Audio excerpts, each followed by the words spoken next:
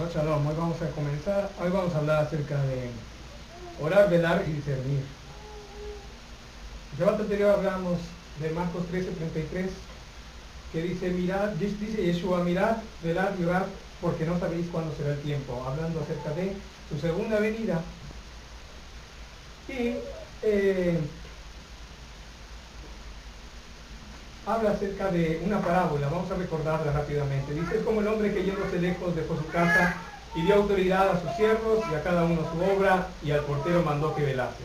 Velad pues, porque no sabéis cuándo vendrá el Señor de la casa, si al anochecer o a la medianoche o al canto del gallo o a la mañana, para que cuando venga de repente no os halle durmiendo.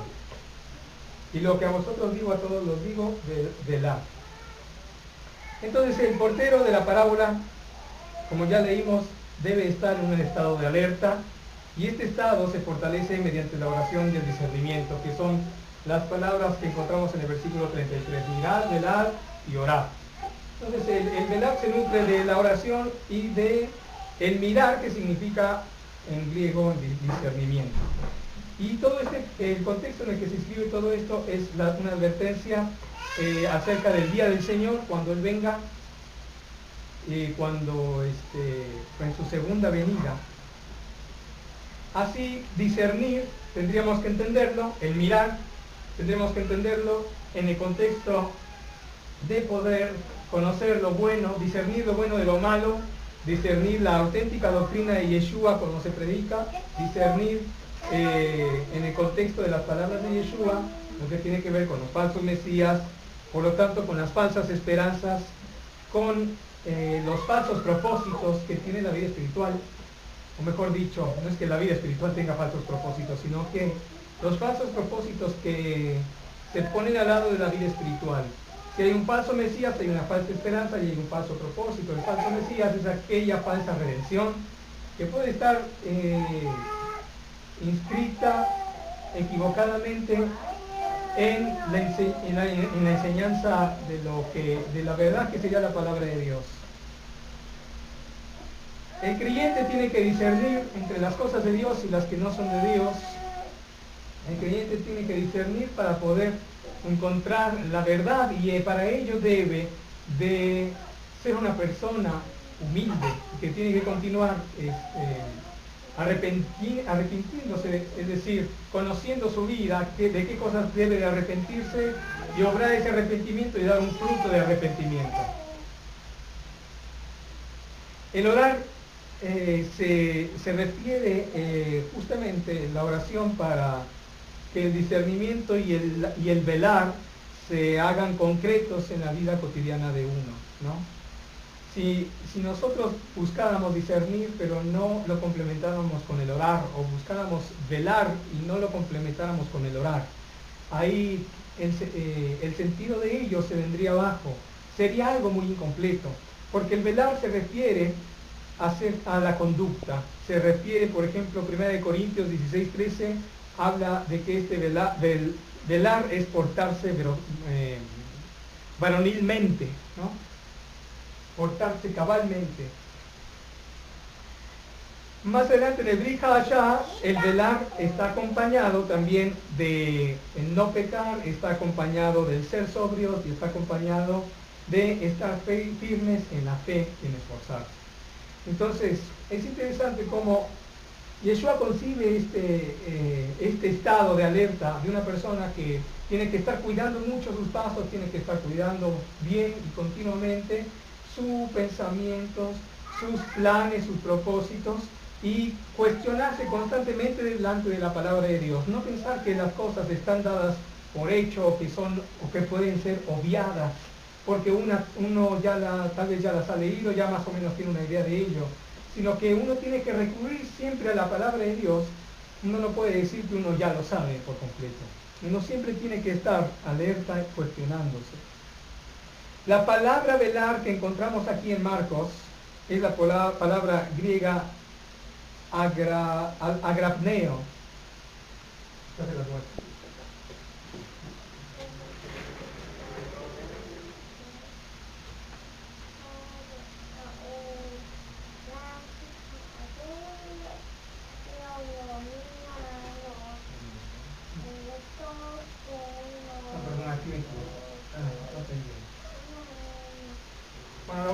aquí abajo.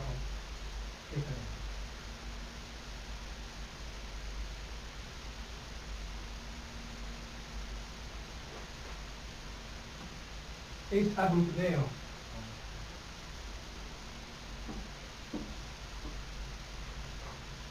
Bueno, agrupneo significa literalmente ausencia de sueño. Y es interesante porque, bueno, este sería el estado de alerta en el que el creyente tendría que estar respecto de estas palabras, ¿no? Con ausencia de sueño. Es un estado de alerta opuesto a toda falta de energía, un estado opuesto a todo, ¿cómo decirlo?, estado de ánimo que no tiene gran entusiasmo, opuesto a un estado de ánimo que no tiene deseo de hacer algo que requiera un esfuerzo, ¿no? Es decir, es un estado totalmente opuesto a la pereza, a grandes rasgos.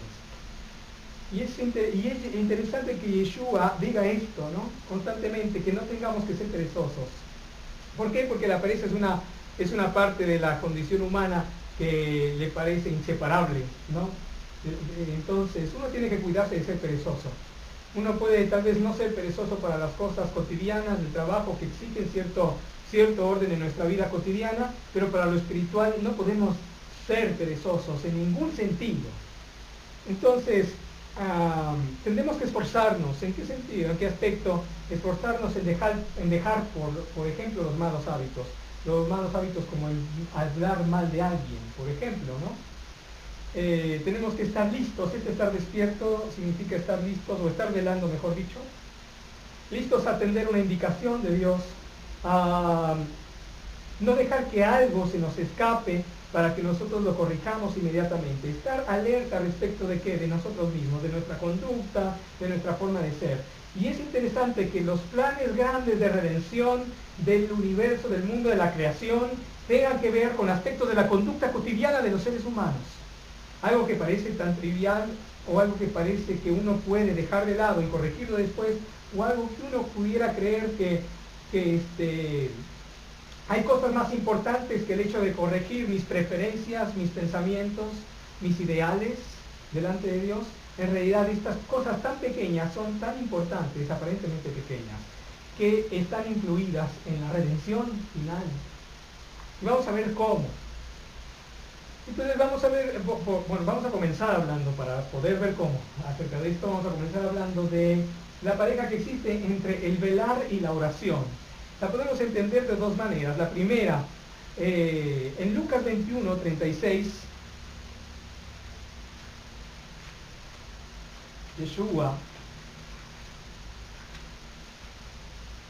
hace una recomendación a sus discípulos, a los que le oyen. En el capítulo 21, versículo 36, dice: velad pues en todo tiempo orando, que seáis tenidos por dignos de escapar de todas estas cosas que vendrán y de estar en pie delante del Hijo del Hombre.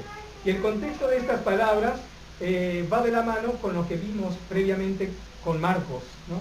Va de la mano porque es el contexto de la segunda venida del Hijo del Hombre, la segunda venida del Señor, la venida del Hijo del Hombre, así como él lo llama, ¿no? Acerca del fin de los tiempos.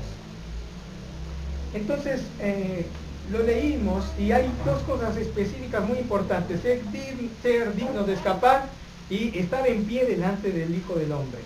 ¿Y a qué se refiere esto? A que nosotros estemos dispuestos, a que no seamos perezosos para ejercer toda justicia, para caminar con humildad, para humillarnos delante del Señor, para no exaltarnos a nosotros mismos.